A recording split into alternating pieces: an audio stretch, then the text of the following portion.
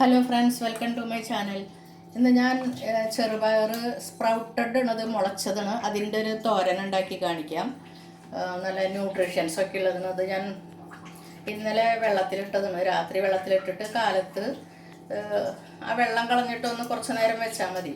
2-3 മണിക്കൂർ വെച്ച് കഴിഞ്ഞാൽ ഇങ്ങനെ മുളച്ചോളും. ഒന്ന് അടച്ചു വെക്കണം, അല്ലാണ്ട് തുണിയിലൊന്നും കെട്ടി വയ്ക്കേണ്ട കാര്യമില്ല. അപ്പോൾ ഇത് നമുക്ക് ആദ്യം വേവിച്ചെടുക്കാം.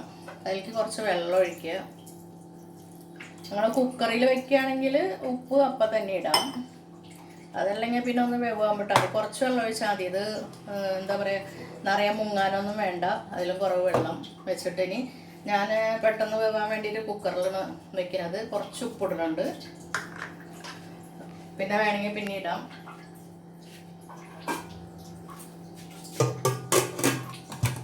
കുക്കറിലാകുമ്പോൾ ഒരു വിസിൽ കേട്ടാൽ മതി.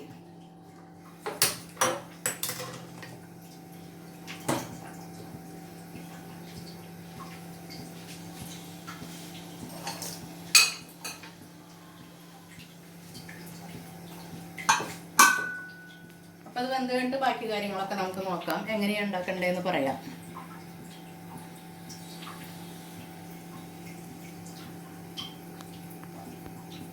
ഇപ്പോൾ പയർ വെന്തിട്ടുണ്ട്. 1-2 വിസിൽ കേട്ടോണ്ട് കുഴപ്പമില്ല. വെള്ളമൊക്കെ വറ്റിയിട്ടുണ്ട്. ഇത് ഞാൻ ഒരു 100-150 ഗ്രാമാണ് ഇട്ടുണ്ടായിരുന്നത്. അതിങ്ങനെ കുതിർന്ന് വന്നപ്പോൾ കൂടുതലായതാണ്. അപ്പം അതിലേക്കൊന്ന് നമുക്ക് ഉള്ളിമുളകൊക്കെ ഒന്ന് കാച്ചിടണം. അപ്പം അതിന് ഞാനൊരു പാൻ വെച്ചിട്ടുണ്ട്. അതിലേക്ക് ഞാൻ ഈ ഉള്ളി അരിഞ്ഞത്, ഇതൊരു 10-12 ഉള്ളി ഉണ്ട്, ചെറിയ ഉള്ളി. അത് അതിലേക്ക് ഇടുക. കൂട്ടത്തിൽ ഈ ഇതിടുക, എന്താ പറയുക, വേപ്പില, അത് രണ്ടും ഒന്നിച്ചിടുക. ഉള്ളി ഇത്തിരി കൂടിയാലും കുഴപ്പമൊന്നുമില്ല, ടേസ്റ്റ് കൂടുള്ളൂ. ഒരു 2 സ്പൂൺ എണ്ണ ഒഴിച്ചിട്ടുണ്ട്. അപ്പോൾ മുളപ്പിച്ച പയറിനുള്ള ഗുണങ്ങളെല്ലാവർക്കും നിങ്ങൾക്ക് അറിയാലോ. അതിൽ നല്ലോണം പ്രോട്ടീൻ ഉണ്ട്, ഫൈബർ നല്ലോണം ഉണ്ട്. അപ്പോൾ അതുകൊണ്ട് കൊളസ്ട്രോൾ കുറയ്ക്കാനും ഹാർട്ടിൻ്റെ ഡിസീസിനൊക്കെ നല്ലതാണ്. പിന്നെ നല്ല ഡൈജസ്റ്റീവ് സിസ്റ്റത്തിനൊക്കെ നല്ലതാണത്. അങ്ങനെ കുറേ ഗുണങ്ങളുള്ളതാണ്. ചെറിയവർക്കും കുട്ടികൾക്കും ചെറിയവർക്കും മുതിർന്നവർക്കും ഒക്കെ കഴിക്കാൻ പറ്റുന്നതാണ്. എല്ലാ കുട്ടികൾക്കും ഇഷ്ടപ്പെടും. ഇതൊന്ന് മൂത്തതിന് ശേഷം നമുക്ക് മുളകിടാം. ചുവന്ന മുളക്, അത് ചതച്ചതാണ്, പൊടിയല്ല. പിന്നെ അതിലേക്ക് ഞാനൊരു മുറി നാളികേരം എടുത്തിട്ടുണ്ട്. നാളികേരം ഇത്തിരി കൂടിയാലും കുഴപ്പമൊന്നുമില്ല, ടേസ്റ്റ് കൂടുതലേ ഉണ്ടാവുള്ളൂ അതിന്. അത് അങ്ങനെ ഇട്ടാൽ ഇതൊന്ന് മൂത്തിട്ടുണ്ട്. ഒന്ന് ബ്രൗൺ ആകുമ്പോൾ നമുക്ക് മുളക് പൊടി ഇട്ട് കൊടുക്കുക.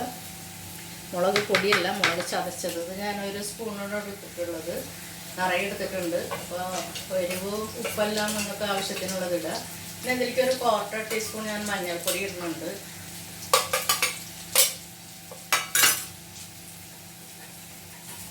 പിന്നെ അത് മുളപ്പിക്കുന്ന കാരണം ഇതിൽ ആൻറ്റി ഓക്സിഡൻറ്റും എല്ലാം ഉണ്ട്. അപ്പോൾ നമ്മുടെ രോഗങ്ങളൊക്കെ ചെറുക്കാനെല്ലാം നല്ലതാണ് അത്.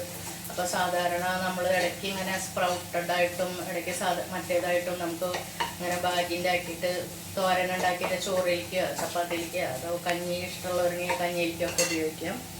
ഇനി ഇതിടാം, നാളികേരം.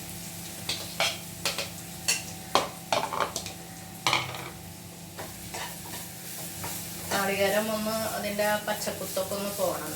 ബ്രൗൺ ഒന്നും ആവണ്ട.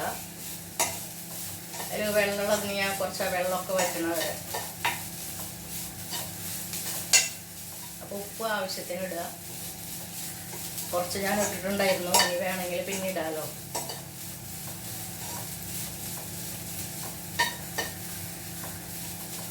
ഇപ്പം ഒന്ന് ചൂടായിട്ടുണ്ട്.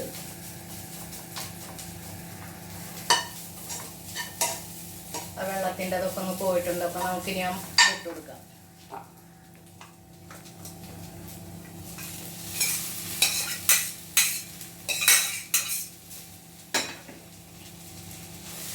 ഇതിട്ടിട്ട് നന്നായിട്ടൊന്ന് ഇളക്കുക. അപ്പോൾ പണി കഴിഞ്ഞു. അപ്പോൾ പെട്ടെന്ന് തയ്യാറാക്കാൻ പറ്റുന്നതാണ്. കുക്കറിലാണെങ്കിൽ പിന്നെ നമുക്ക് നോക്കി നിൽക്കേണ്ട കാര്യമില്ലല്ലോ വെച്ചാൽ. അപ്പോൾ വിസിൽ കേൾക്കുമ്പോൾ നമുക്ക് ഓഫ് ചെയ്യാം. പക്ഷേ മറ്റേതാണെങ്കിൽ നമ്മൾ കുറച്ച് വെള്ളമൊക്കെ ഒഴിക്കുന്ന കാരണേ സാധാരണ പാത്രത്തിലാണെങ്കിൽ അത് അടിയിൽ പിടിക്കാനൊക്കെ സാധ്യതയുണ്ട്. നോക്കി വന്നാൽ മതി. ഇപ്പം ഗ്യാസ് ഓഫ് ചെയ്തിട്ടുണ്ട്. ഉപ്പ് നോക്കിയിട്ട് വേണമെങ്കിൽ ഇടാം നമുക്ക്. ഉപ്പ് കുറവാണ്, കുറച്ചും കൂടി ഇടാം.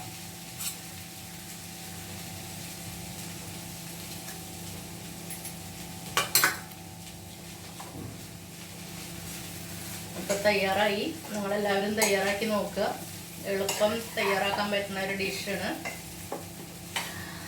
തയ്യാറാക്കിയിട്ട് കഴിച്ച് നോക്ക്. നിങ്ങൾക്ക് എന്നിട്ട് ഇഷ്ടപ്പെട്ടെങ്കിൽ നിങ്ങൾ ലൈക്ക് ചെയ്യുക, ഷെയർ ചെയ്യുക, ചെയ്യാത്തവർ സബ്സ്ക്രൈബ് ചെയ്യാനും മറക്കരുത്. മറ്റൊരു വീഡിയോയുമായി വീണ്ടും എത്താം. Thank you.